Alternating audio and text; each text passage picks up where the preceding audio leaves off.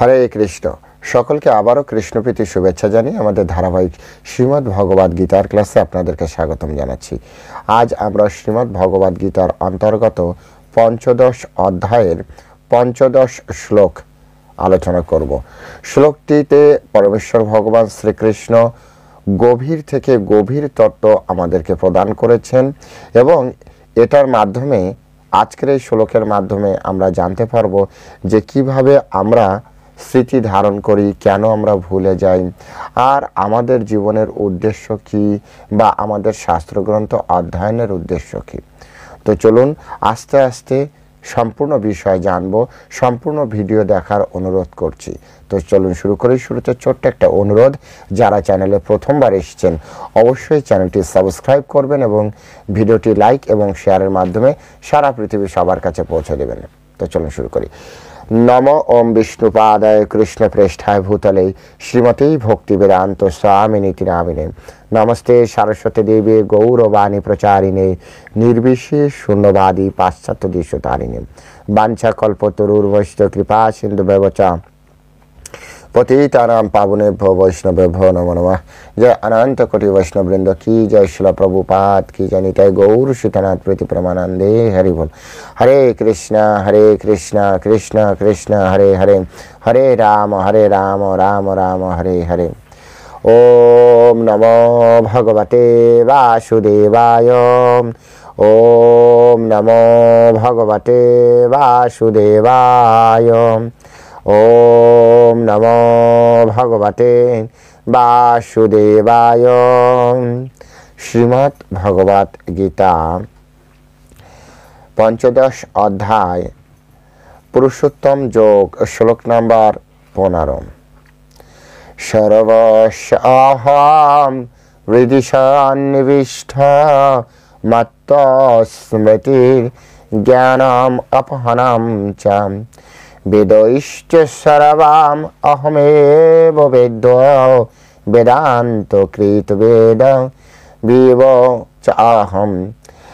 सर्वस्य अहं हृदि सन्निविष्टो मत्तस्मृतिर्ज्ञानम् अपहनं च वेदैश्च सर्वम् अहमेव वेद्यो वेदान्तो कृतवेद विदये च अहम्। हरे कृष्ण। এখন আমরা পরমেশ্বর ভগবান শ্রীকৃষ্ণের এই শ্লোকের উপরে শিল প্রভুপাদ যে বাংলা ভাষানুবাদ প্রদান করেছেন সেই অনুবাদ আমরা শ্রবণ করব। অনুবাদ। আমি সমস্ত জীবের হৃদয়ে অবস্থিত এবং আমার থেকেই স্মৃতি, জ্ঞান ও বিলোপ হয়। আমি সমস্ত বেদের জ্ঞাতব্য এবং আমি বেদান্তকর্তা ও বেদবিদ। আমি সমস্ত জীবের হৃদয়ে অবস্থিত এবং আমার থেকেই স্মৃতি, জ্ঞান ও বিলোপ হয়। আমি সমস্ত বেদের জ্ঞাতব্য এবং আমি বেদান্তকর্তা ও বেদবিদ। হরে কৃষ্ণ। জয় শিল প্রভুপাদ কি জয়।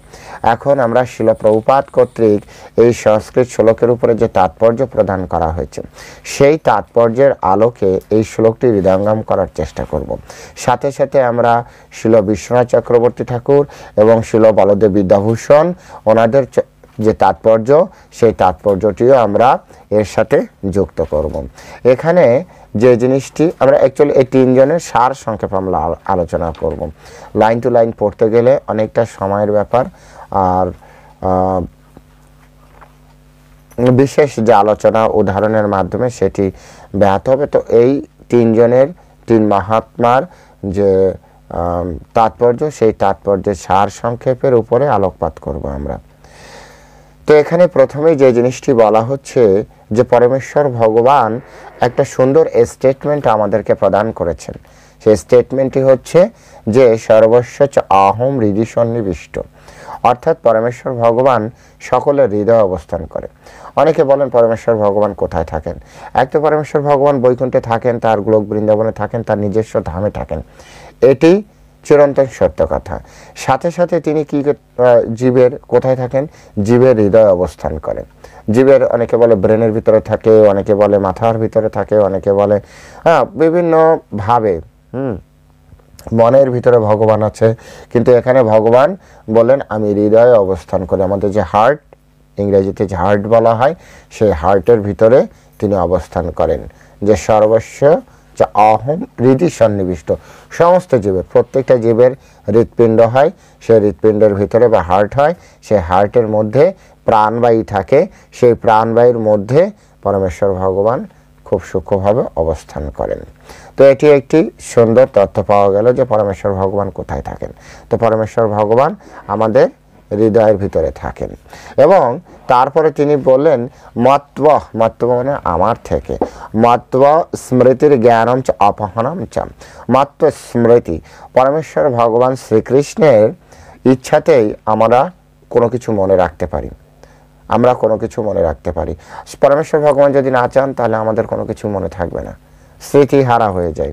এখানে পরমেশ্বর ভগবান স্পষ্ট করে বললেন আমরা এই যে দেহ ছাড়ার সাথে সাথে আমাদের যে পূর্ব জীবনের যে জ্ঞান, ধরুন আমি আজকে এই দেহে আপনাদের সাথে কথা বলছি, তো যখন আমি এই দেহটি ছাড়বো সাথে সাথে কী হবে, এই দেহের সাথে যে সম্পর্কিত সমস্ত স্মৃতি সেটি লোপ হয়ে যাবে। তো পরবর্তী জীবনে আমি যে দেহ প্রাপ্তি করব, সেই দেহটি তাহলে কিভাবে কাজ শুরু করবে? তো পরমেশ্বর ভগবানের এই তত্ত্ব অনুযায়ী যে আমার বর্তমান স্মৃতি তো লোপ পাবে, কিন্তু আমার যে সংস্কার, সেই সংস্কার থেকে যাবে।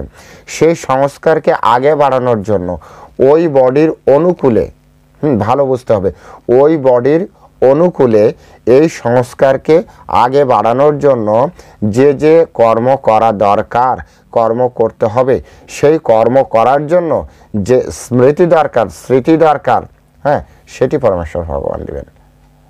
তো এখানে পরমেশ্বর ভগবান যে বললেন স্মৃতির জ্ঞানম অপহনম চ, তিনি অপহনম চ মানে হচ্ছে এখান থেকে আমরা যে জ্ঞান হারিয়ে যায়, বিলোপ হয়, জ্ঞানটা হারিয়ে যায়, পরমেশ্বর ভগবান, স্মৃতি থাকে পরমেশ্বর ভগবানের কৃপায়। তাই আমরা যে স্মৃতি পেয়েছি বর্তমানে, যে আমরা এই যে গীতা মনে করতে পারছি, পরমেশ্বর ভগবানকে এখন মনে করতে পারছি, এটা পরমেশ্বর ভগবানের কৃপা। আর এই পথে যে আমরা এগিয়ে আসছি, ধর্মের পথে বলেন অথবা বিজ্ঞানের পথে বলেন অথবা অধর্মের পথে এগিয়ে আমরা আসছি, যেভাবেই হোক, যে যে পথে আছে, এই শ্লোকের মাধ্যমে ওভারঅল একটা জিনিস আমাদের শিখতে হবে, যে যে পথে এগিয়ে যাচ্ছে অ্যাকচুয়ালি সে পূর্ব জীবনের কর্মের যে ফল, সে তো পূর্ব জীবনকে ভুলে গিয়েছে, এটা কৃষ্ণের কৃপা। এবং কৃষ্ণ তাকে ওই জীবনের কিছু ফল প্রাপ্তি বাকি আছে তার কর্ম অনুযায়ী, সেই কর্ম অনুযায়ী ফল প্রাপ্তির জন্য তিনি কি করছেন, তাকে এক ধরনের স্মৃতি এবং তাকে ওই কাজে নিযুক্ত করার জন্য যত জ্ঞান দরকার সমস্ত জ্ঞান তিনি প্রদান করছেন। তো পরমেশ্বর ভগবানের এটা অহেতুক একটি কৃপা। বলবেন যে ধরুন একজন ব্যক্তি অনেক ধনী হতে চেয়েছে, তিনি হয়তো অনেক বিপরীত পন্থায়, হ্যাঁ, আইন অমান্য হয় এমন কোনো পন্থায়ও তিনি ধনী হতে চেয়েছেন, অ্যাকচুয়ালি তিনি আইন অনুযায়ী চলেছেন বা আইন অমান্য করেছিলেন। এর থেকে মূল যে বিষয় সেটি হচ্ছে তার ধনী হওয়ার টেন্ডেন্সি, টাকা পয়সা তৈরি করার ইচ্ছা, এই ইচ্ছা নিয়েও মরেছে, তার ইচ্ছা পূর্ণ হয়নি। তো পরবর্তীতে সে কি একটি শরীর পাবে, এমন একটি শরীর পাবে যে শরীরে তার এই ইচ্ছাটা পূরণ করার জন্য যতটা স্মৃতি, যতটা জ্ঞান তাকে দেওয়া দরকার পরমেশ্বর ভগবান দেবেন। ভালোই না তার পূর্ব জীবনের স্মৃতি ভুলে গিয়েছি বিধে আমাদের জীবনটা কি বলা যায় যে অনেকটাই স্বাভাবিক। যদি মনে থাকতো তাহলে আমাদের যে বর্তমান যে জীবন ব্যবস্থা, সেই জীবন ব্যবস্থাটা এত সহজে চলতো না, এটা অনেকটাই অস্বাভাবিক হয়ে পড়তো। তাই এখানে আমাদেরকে এটি শিখতে হবে, জানতে হবে যে পরমেশ্বর ভগবান শ্রীকৃষ্ণের কৃপায় আমাদের পূর্ব জীবনের যে স্মৃতি সেটি আমরা বিস্মৃত হই এবং আমরা পরমেশ্বর ভগবানের কৃপাতেই আবার আমরা কর্মে লিপ্ত হই। পরমেশ্বর ভগবান তিনি আমাদেরকে কর্মে লিপ্ত করেন। কোন কর্মে? নূতন কর্ম না, পিছনে জীবনে যে কর্ম আমরা অধুরা ছেড়েছি, অধুরা মানে হচ্ছে আমরা পূর্ণরূপে শেষ করতে পারিনি, সেখান থেকেই শুরু হচ্ছে, সেখান থেকে আমরা শুরু করি। তারপরে পরমেশ্বর ভগবান বললেন বেদৈশ্চ সর্বম অহম এব বেদ্যম। এটি একটি অত্যন্ত গুরুত্বপূর্ণ কথা। পরমেশ্বর ভগবান ভগবদ গীতায় বললেন বেদের যে জ্ঞাতব্য বিষয়, বেদ পড়ে আমরা কি জানার চেষ্টা করব। অনেকে আছে যারা বেদ পুরাণ এই দুটিকে ঠিক আলাদা আলাদা করে, একজন আরেকজনকে মানতে চায় না। যারা পুরাণ পড়ে বেদ পড়ে তারা উভয়কে মেনে নিয়েছে। আমাদের বর্তমান সমাজে কিছু ব্যক্তি আছে যারা পুরাণকে মোটে মানতেই চায় না। তাদের কাছে বেদ, বেদান্ত, উপনিষদ, মহাভারত, ব্যাস গীতাটা মহাভারতের পাঠ, তাই মানে, তা নাহলে তাও মানত না। এই শ্রেণীরও কি আছে, আমাদের ভক্ত আছে যারা বেদকেই, বেদান্তকেই, উপনিষদকে সর্বোচ্চ প্রাধান্যতা দিয়েছেন। আমরাও প্রাধান্যতা দিচ্ছি, কিন্তু সাথে সাথে পুরাণকেও আমাদের গ্রহণ করতে হবে। পুরাণকে গ্রহণ না করলে বেদকে সম্পূর্ণভাবে আপনি বুঝতে পারবেন না। হ্যাঁ, যেমন বেদের অনেক বিষয় আছে যেগুলি পুরাণের মাধ্যমে সুন্দরভাবে উপস্থাপন করা হয়েছে। তাই পরমেশ্বর ভগবান শ্রীকৃষ্ণ তিনি এখানে আমাদেরকে হুঁশিয়ার করে দিলেন যে বেদশ্চ অহম সর্বম, বেদশ্চ সর্বম অহম এব বেদ্য। বেদের আমি হচ্ছে সমস্ত, অহম মানে আমি, মানে পরমেশ্বর ভগবান শ্রীকৃষ্ণ।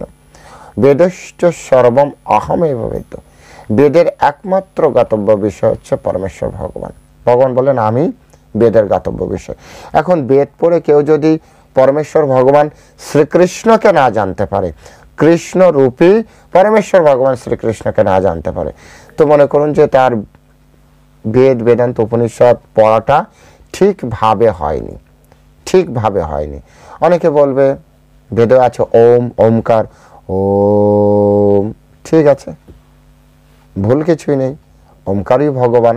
কিন্তু ভগবানের মূল যে রূপ একটা হচ্ছে, দেখুন আমি কথা বলছি, আমি একটা চিঠি লিখেছি, তো চিঠি একটা অর্ডার, কোনো একটা অর্ডার দিলাম, তো সেটি লেটার আকারে দেওয়া হচ্ছে। তো আমি ভালোই না ওখানে আছি, আমার লেটারটা আমার ইনস্ট্রাকশন হিসেবে আরেকজনের কাছে আছে, কিন্তু ওই চিঠির গুরুত্ব আর আমার মুখের কথার গুরুত্ব, আমার প্রেজেন্সি একই সমান গুরুত্ব, কিন্তু চিঠি আর ব্যক্তির ভিতরে পার্থক্য আছে। চিঠি আর ব্যক্তির ভিতরে পার্থক্য আছে। যেমন আপনি এখন মোবাইলের মাধ্যমে আমার কথা শুনছেন, যে কথা শুনছেন এটা আমারই বলা কথা। ধরুন আমি মুখ দিয়ে বলছি, যদিও গীতায় শিল প্রভুপাদ যা ব্যাখ্যা করেছেন তাই বলছি, উদাহরণের মাধ্যমে বলছি। এখন যে ভয়েস শুনছেন সেটি আমারই, কিন্তু এটা বেরোচ্ছে মোবাইল থেকে। এটাও আমি, আবার সামনাসামনি আমার সামনে থাকা, আমার কথা শোনা, তো দুটোর ভিতরে সূক্ষ্ম একটি পার্থক্য আছে। সেই পার্থক্যটি হচ্ছে আমাদের এখানে বুঝতে হবে। বেদের মূল জ্ঞাতব্য বিষয় পরমেশ্বর ভগবান। ভগবান ওমকার, ভগবানই হরে কৃষ্ণ মহামন্ত্র, আবার ভগবানই পরমেশ্বর ভগবান শ্রীকৃষ্ণ। এবার শ্রীকৃষ্ণকে পার্সোনালি অনুভব করা, পার্সোনালি হৃদয়ঙ্গম করা, পার্সোনালি তার সাথে যে কোনো একটি সম্পর্ক স্থাপন করা, পাঁচটি রসের যে কোনো একটি সম্পর্ক স্থাপন করা, এর ভিতরে তো একটা বিশেষত্ব আছে। সেটি খুঁজে বের করাটাই হচ্ছে বেদের জ্ঞাতব্য বিষয়। বেদ পড়ে যদি আপনি কৃষ্ণ ভগবানকে না জানতে পারেন, বেদ পড়ে যদি আপনি কৃষ্ণকে না চিনতে পারেন, কৃষ্ণ ভগবানকে না চিনতে পারেন, বেদ পড়ে যদি আপনি কৃষ্ণ ভগবানের চরণে আত্মসমর্পণ না করতে পারেন, তো এই বেদ পড়ার কি দরকার? অনেক ব্যক্তি আছে বিভিন্ন সম্প্রদায়ের নাম বললে আবার ঝগড়াঝাটি শুরু হয়, নাম বলতে পারি না। কিন্তু আপনারা জানেন যারা বেদ পড়ছে, গীতা পড়ছে, পরমেশ্বর ভগবান শ্রীকৃষ্ণকে ভগবান বলে মানছে না। এখানে স্পষ্ট করে এটা কে বলেছে, এই পুরুষোত্তম যোগে কে বলেছে আপনি জান, এটা 15 নম্বর শ্লোক, তার আগে 14 নম্বর শ্লোক, 13 নম্বর শ্লোক, 11, 12, 11, 10, 9, 8, 7, 6, 5, 4, 3, 2, 1 পর্যন্ত আমরা এলাম, অর্থাৎ ফার্স্ট পুরুষোত্তম যোগ শ্রী ভগবান উবাচ, শ্রী ভগবান উবাচ, পরমেশ্বর ভগবান বললেন এই কথা। এর মাঝখানে আর কোনো উবাচ নেই, যেমন সঞ্জয় উবাচ, অর্জুন উবাচ, ধৃতরাষ্ট্র উবাচ, এখানে আর মাঝখানে কোনো উবাচ নেই। তো পরমেশ্বর ভগবান শ্রীকৃষ্ণ তিনি অর্জুনকে বলছেন, তিনি নিজের স্টেটমেন্ট, ডাইরেক্ট স্টেটমেন্ট, এটা ডাইরেক্ট স্পিচ যেটাকে বলা হয়, ডাইরেক্ট স্পিচ। এখানে বলছেন বেদশ্চ সর্বম অহমেব বেদ, আমি বেদের গাতব্য, সমস্ত বেদের গাতব্য বিষয়। আপনি ঋক, সাম, যজুর বেদ, অথর্ব বেদ পড়ে যদি পরমেশ্বর ভগবানকে না চিনতে পারেন তো বেদ পড়াটাই বৃথা, বেদ পড়াটাই বৃথা। স্পষ্ট স্টেটমেন্ট, বেদশ্চ সর্বম অহমেব বেদ। এখানে অহম মানে আমি নই, অহম মানে আপনি নন। এখানে এই কথা কে বলছে? এই কথা বলছে শ্রী ভগবান উবাচ, পরমেশ্বর ভগবান বলছেন। তাহলে এই কথাটি, অহম শব্দটি পরমেশ্বর ভগবান নিজে। তো পরমেশ্বর ভগবান ওখানে শ্রীকৃষ্ণ, শ্রীকৃষ্ণ বলছেন বেদের গাতব্য বিষয় আমি। তাহলে আমরা কেমন বেদ পড়ছি, কেমন উপনিষদ পড়ছি, কেমন বেদান্ত সূত্র পড়ছি যে আমরা ভগবানকে জানতে পারছি না?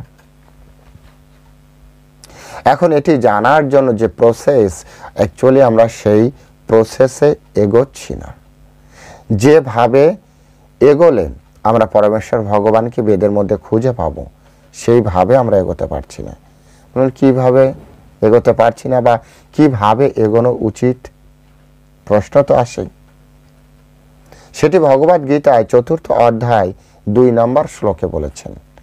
সেখানে বলছেন এবং পরম্পরা প্রাপ্তম ইমাম রাজর্ষয় বিদু, এইভাবে পরম্পরার মাধ্যমে রাজর্ষিরা এই জ্ঞান লাভ করতেন। এখানে পরম্পরা শব্দটা অত্যন্ত গুরুত্বপূর্ণ, তাৎপর্যমণ্ডিত। যে কোনো কিছু, আপনি যদি ম্যাথমেটিক্স শিখতে চান তো ম্যাথমেটিক্সে অনার্স, মাস্টার্স, পিএইচডি তাদের কাছে শিখতে হবে। ভালোই না ইতিহাসে অনার্স করেছে, মাস্টার্স করেছে, কিন্তু তার কাছে ম্যাথমেটিক্স শেখা যাবে না। কেমিস্ট্রি যদি শিখতে চান তো ম্যাথমেটিক্সের অনার্স মাস্টার্সের কাছে গেলেও প্রপারলি, পারফেক্টলি শিখতে পারবেন না। আপনাকে যদি শিখতে হয় 100% পারফেক্টলি, তো কেমিস্ট্রিতে যে অনার্স মাস্টার্স করেছে তার কাছে যেতে হবে। Same to same physics, same to same doctor. আপনি ডাক্তারি শিখতে চান তো আপনি লয়ারের কাছে গেলে হবে না, বা একজন সফটওয়্যার ইঞ্জিনিয়ারের কাছে গেলে হবে না।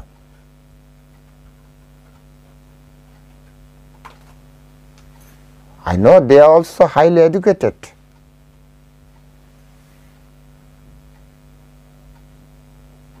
কিন্তু ওনারা এটি শিক্ষা দিতে পারবেন না যে কিভাবে একজন ভালো ডাক্তার তৈরি করতে হয়।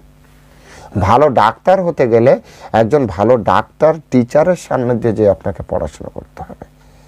ঠিক তেমনি ভগবদ গীতার এই সকল সূক্ষ্মাতি সূক্ষ্ম বিষয়গুলি অনেক অনেক সোসাইটি আছে, নাম বললেই গন্ডগোল হয়। অনেক সোসাইটি আছে। এই গীতা এখানে পরমেশ্বর ভগবান বলছেন, টোটালি পরমেশ্বর ভগবান শ্রীকৃষ্ণের স্টেটমেন্ট। তারা পরমেশ্বর ভগবানকে মানতে পারছে না, তার জায়গায় অন্য কাউকে বসিয়েছে, অন্য কাউকে বসিয়েছে, অন্য কাউকে বসিয়েছে। যদি তর্ক, যদি আপনি প্রশ্ন করেন যে যেভাবে ডাকবে ভগবান তাকে সেভাবে, আরে ভগবানকে যেভাবে ডাকার কি দরকার? ভগবান বলছেন মন মানে ভব, আমাকে তোমার মন বা তোমার মনকে আমার ভাবনায় নিযুক্ত করো। তো আপনার অন্যের ভাবনা করার কি দরকার আছে? আর কাউকে ভাববো না, ভাবতে পারেন তো গীতা ছাড়তে হবে।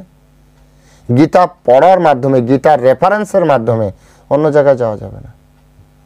এই কারণে পরম্পরার মাধ্যমে যদি আপনি পড়েন তাহলে আপনি সুন্দরভাবে জানতে পারবেন। এই যে বেদশ্চ সর্বম অহমেব বেদ, বেদের যে নিগুড় তত্ত্ব সেটা বেদান্ত সূত্রের মাধ্যমে প্রকাশিত হয়। বেদান্ত সূত্র যে ভাষ্য, যেমন শিল প্রভুপাদ তাৎপর্য করেছেন, বেদান্ত সূত্র তাৎপর্য প্রদান করেছেন। কে করবেন এই তাৎপর্য? পরমেশ্বর ভগবান নিজে শক্তাবেশ অবতার রূপে, কৃষ্ণ দ্বৈপায়ন রূপে পৃথিবীতে আসলেন। তিনি বেদব্যাস রূপে পরিচিত হলেন, কৃষ্ণ দ্বৈপায়ন বেদব্যাস। এই বেদব্যাস তিনি কি করলেন? তিনি এই বেদান্ত সূত্রের, ব্রহ্মসূত্রের ভাষ্য দিলেন। স্বয়ং ভগবান তার শক্তিতে আবেশিত করে কৃষ্ণ দ্বৈপায়ন বেদব্যাসজির মাধ্যমে তিনি এই বেদের ভাষ্য প্রদান করলেন, সবথেকে নির্ভুল ভাষ্য, আর সেটি হচ্ছে শ্রীমদ্ ভাগবতম। শ্রীমদ্ ভাগবতম দান করলেন তিনি। এই শ্রীমদ্ ভাগবতমের মাধ্যমে সমস্ত বেদের যে সারাতিসার, সমস্ত বেদের যে উদ্দেশ্য, সমস্ত বেদের যে গন্তব্য বিষয়, সমস্ত বেদের যে মূল চরিত্র, মূল পয়েন্ট, তিনি সহজ সরল প্রাঞ্জল ভাষায় এবং ঐতিহাসিক প্রেক্ষাপট অনুযায়ী বিভিন্ন ভক্ত এবং দ্বাদশ মহাজনদের মাধ্যমে তিনি সেটি উপস্থাপন করলেন সহজ সরল ব্যাখ্যার মাধ্যমে। উপনিষদ পড়ে ভগবানকে, যদিও উপনিষদ বেদান্তের ভাষ্য বলা যেতে পারে, বেদান্ত রিসার্চ করে বিভিন্ন মুনি ঋষি বেদান্তের উপরেই উপনিষদ প্রদান করেছেন। বেদেরই এক একটা অংশ নিয়ে উপনিষদ বেরিয়ে এসেছে, কিন্তু উপনিষদ এত হার্ড লেভেলে যে উপস্থাপন করা হয়েছে, কারণ ওটা একেবারে টপ লেভেলে যারা অবস্থান করেন, অত্যন্ত গুরু গম্ভীর পর্যায়ে যাদের জীবন, তাদের জন্য ঠিক আছে, কিন্তু আমার আপনার মতো সাধারণ ব্যক্তির জন্য, তাই পরমেশ্বর ভগবান শ্রীকৃষ্ণ সাধারণ ব্যক্তিদের জন্য এবং নির্মৎসর ভক্তদের জন্য, যাদের ভিতরে ভগবত চেতনা ছাড়া আর কিছু নেই, কাম ক্রোধ লোভ মোহ মত মৎসরতা এইসব কোনো কিছু যার ভিতরে থাকলে হবে না, সেই সকল ভক্তদের জন্য তিনি শ্রীমদ্ ভাগবতম, অমল পুরাণ শ্রীমদ্ ভাগবতম তিনি রচনা করলেন এবং এই ভাগবতমের মাধ্যমে তিনি উপস্থাপন করলেন, এতে চংস কলা পুংস কৃষ্ণস্থ ভগবান স্বয়ং। যত যত অবতার দেখেন, যা কিছু এই জগতে দেখেন, তা হচ্ছে পরমেশ্বর ভগবানের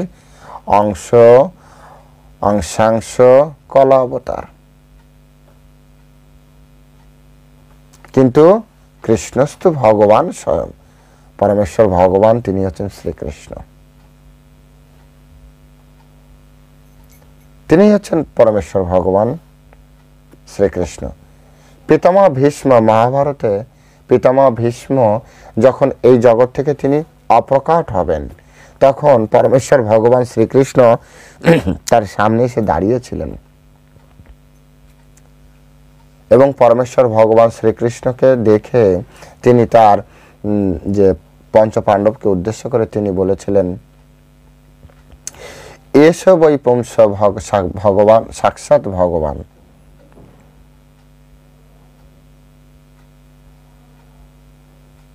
এসবই ভগবান সাক্ষাৎ, এই যে কৃষ্ণ, এই কৃষ্ণ হচ্ছে সাক্ষাৎ ভগবান। পিতামহ ভীষ্ম উল্লেখ করেছিলেন, এমন না লুকিয়ে বলেছিলেন। পিতামহ ভীষ্ম বলেছিলেন, সেখানে নারদ মুনি ছিলেন, বশিষ্ঠ মুনি ছিলেন, তারপরে আপনার দেবলোকের দেবতারা এসেছিল, তারপরে আপনার পরশুরাম ভগবান ছিলেন, বেদব্যাস ছিলেন, সারা পৃথিবীর সব দিগ্গজ ব্যক্তিরা এসে ওখানে উপস্থিত করে হয়েছিলেন। এই ব্রহ্মাণ্ডের যত মহান ব্যক্তিরা আছে, পিতামহ ভীষ্ম চলে যাচ্ছে, গার্ড অফ অনারের মাধ্যমে তাকে স্বর্গে নিয়ে যাওয়ার মতো অবস্থা। যেমন কোনো একজন মহান ব্যক্তি আসলে তাকে গার্ড অফ অনার দিতে হয়, যাওয়ার সময় গার্ড অফ অনার দিতে হয়, সেম ওয়ে পিতামহ ভীষ্ম চলে যাচ্ছেন, নিশ্চয়ই কিছু বলে যাবেন। পিতামহ ভীষ্ম তৎকালীন সময় অত্যন্ত জ্ঞানী ব্যক্তি ছিলেন, প্রচণ্ড জ্ঞানী ব্যক্তি ছিলেন, গুণী ব্যক্তি ছিলেন, প্রচণ্ড পরাক্রমী ব্যক্তি ছিলেন, এতটাই পরাক্রমী ছিলেন, এতটাই ধার্মিক ছিলেন যে তিনি এই বর পেয়েছিলেন ইচ্ছা মৃত্যু। মৃত্যু তার কন্ট্রোলে, তিনি যদি চাইতেন আজও বেঁচে থাকতে পারতেন, তিনি চাইলেন না। যদি তিনি চাইতেন, পরমেশ্বর ভগবান তাকে সেই সুযোগ দিতেন, ইচ্ছা মৃত্যু বর। সেই পরমেশ্বর ভগবান শ্রীকৃষ্ণকে দেখে সেই পিতামহ ভীষ্ম বলেছিলেন, এসব ওই সাক্ষাৎ ভগবান, এই কৃষ্ণ সাক্ষাৎ ভগবান। পরমেশ্বর ভগবান এখানে এই কথাটি বলছেন, বেদৈশ্চ সর্বম অহম এব বেদ্য, আমি বেদের জ্ঞাতব্য বিষয়। বেদের জ্ঞাতব্য বিষয় পরমেশ্বর ভগবান শ্রীকৃষ্ণ। তাই বেদ অবশ্য অনেকে আমাদের কাছে আসে আর বলে কি প্রভু বেদ আছে, বেদ আছে, বেদ আছে। আমি তখন সিম্পলি প্রশ্ন করি, গীতা কতবার কমপ্লিট করেছেন? হ্যাঁ, গীতা একবার পড়ে ফেলেছি। একবার মাত্র? একবার পড়লে আপনি গীতার কি বুঝবেন? যখন কথায় কথায় আপনি গীতার রেফারেন্স দিতে পারবেন, গীতার শ্লোকগুলি মুখস্থ কণ্ঠস্থ থাকবে, তখন আপনি গীতা এসেছে মহাভারত থেকে মহাভারত পড়বেন। মহাভারতের যে বিষয়গুলি আছে সেই বিষয়গুলির উপর পূর্ণ যখন আপনার কন্ট্রোল আসবে, মহাভারতকে যখন আপনি জানতে পারবেন, তখন আপনি 108টা উপনিষদ, এই উপনিষদগুলি আপনি পড়বেন। একটার পর একটা উপনিষদ আপনি পূর্ণরূপে বুঝবেন, জানবেন, তারপরে আরেকটায় আপনি যাবেন, জাম্প করবেন। যেভাবে 1 পাস করার পরে 2, 2 পাস করার 3, 3 পাস করার পরে 4। এভাবে যেদিন আপনার 108টা উপনিষদ শেষ হবে, সেই দিন আপনি যাবেন বেদান্ত সূত্রে, ব্রহ্মসূত্রে। ব্রহ্মসূত্রে যেদিন আপনার পূর্ণরূপে শেষ হবে, বুঝতে পারবেন, সেদিন আপনি যাবেন বেদে। তবে না যে আপনি বেদ বুঝতে পারবেন। এই করতে করতে আপনার সময় লেগে যাবে প্রায় 20 বছর গুরুকুলে। 25 বছর নৈষ্ঠিক ব্রহ্মচারী থাকলে বেদের সুখ তো সে বুঝতে পারে। আর তা না হলে এখন যেমন ইউটিউবে দেখেন না, বেদ পড়াচ্ছে আর মাছ মাংস খাচ্ছে, এরকম হয়ে যাবে।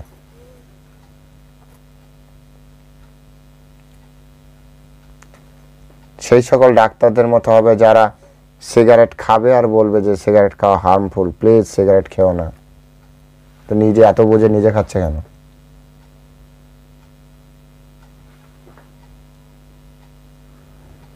জ্ঞান দেওয়া নয়, শুধু জ্ঞানটা নিজে কতটা গ্রহণ করতে পেরেছি, জ্ঞানের উপরে যদি সত্যি আমার বিশ্বাস থাকবে, তো আমি কেন মানব না? জ্ঞান আমার জন্যও নাকি আমি শুধু বলবো মানুষ মানবে, আমি মানব না? এটি হয় না। জ্ঞান সকলের জন্য, জ্ঞানে সকলের অধিকার আছে। যেমন সূর্যের আলো সকলের অধিকার আছে, গঙ্গায় সকলের অধিকার আছে, জ্ঞানে আপনার আমার সকলের অধিকার আছে। তো আমি শুধু বলবো আর লোকে মানবে, আমি মানবো না কেন? জ্ঞানে আমার অধিকার নেই? আমি মানতে পারছি না এর মানে আমি জ্ঞানের অধিকার নেই, আমি অধিকারী নই। পড়েছি, শুনেছি, এই পর্যন্ত।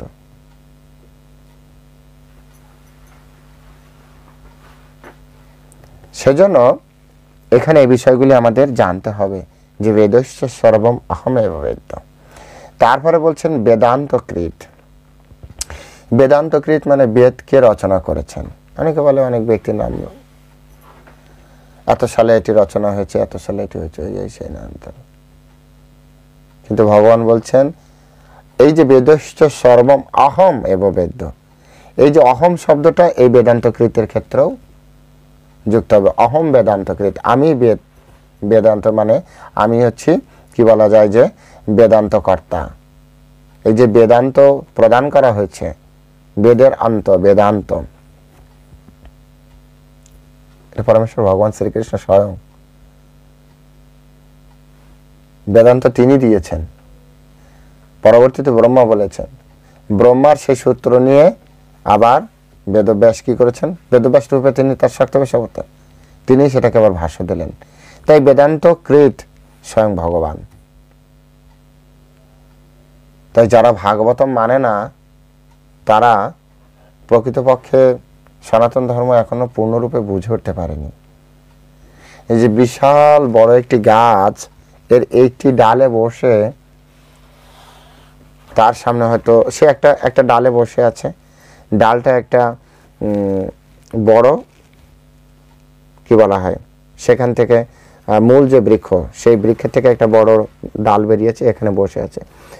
সে এত ছোট যে মূল বৃক্ষের এপাশেও যে অনেক ডাল আছে, ব্রাঞ্চ আছে, সে সেটা বুঝতে পারছে না। সে ভাবছে না ঠিক আছে এটাই একমাত্র। তাই যারা শুধু বেদ পড়ছে, পুরাণ পড়ছে না, এরা আসলে বুঝতে পারছে না এর বাইরেও অনেক কিছু আছে। এর বাইরে আছে মানে আবার বলবে না তাহলে অমুক লিখেছে, অমুক লিখেছে, না। এই গাছের অন্তর্ভুক্ত ব্রাঞ্চ, আমি পাশের কোনো গাছের কথা বলিনি, সেম গাছের সেম ব্রাঞ্চ বা একাধিক ব্রাঞ্চ, অন্য অন্য যে শাখা প্রশাখা এই গাছের থেকে বেরিয়েছে, সেই সকল বিষয়গুলি বলছি। আমাদের সনাতন ধর্ম আগে বাড়ছে, কিভাবে বাড়ছে?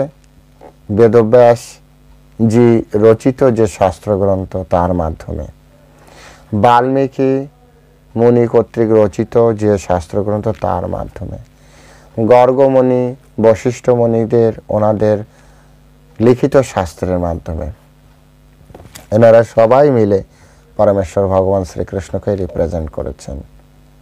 শুধুমাত্র গুরু পরম্পরা, এটা আমাদের জানতে হবে। তাই এখানে স্পষ্ট যে বেদান্তকৃত পরমেশ্বর ভগবান, বেদবিদ, বেদবিদ মানে হচ্ছে বেদজ্ঞ, কে জানেন বেদ? পরমেশ্বর ভগবান বলছে আমি বেদ জানি, আর কেউ জানে না। বেদজ্ঞ পরমেশ্বর ভগবান শ্রীকৃষ্ণ, বেদবিদ পরমেশ্বর ভগবান শ্রীকৃষ্ণ। পূর্ণরূপে পরমেশ্বর ভগবান ছাড়া কিছু নেই। পূর্ণরূপে আমাদের শুধু কাজ হচ্ছে পরমেশ্বর ভগবানের ভক্তি করা। আমাদের যতটুকু জ্ঞান পরমেশ্বর ভগবান দিয়েছেন, পূর্ব জীবনের কর্মের ফল অনুযায়ী যতটা কর্ম আমাদের বাকি আছে সেটি করার চেষ্টা করা, এবং আমাদের শুধু ভক্তি করা ভগবানকে। ভক্তি মানে কি? ভক্তি মানে সেবা। আসুন আমরা সকলে পরমেশ্বর ভগবান শ্রীকৃষ্ণের সেবায় রত হই এবং গুরু পরম্পরার মাধ্যমে এই শ্লোকগুলি হৃদয়ঙ্গম করার চেষ্টা করি। তাহলে দেখবেন এই শ্লোকগুলি অত্যন্ত সুন্দর, মজার, এবং আপনি অনেক কিছু শিখতে পারবেন, জানতে পারবেন। ভালো থাকবেন সকলে। হরে কৃষ্ণ। জয় শিল প্রভুপাদ কি জয়।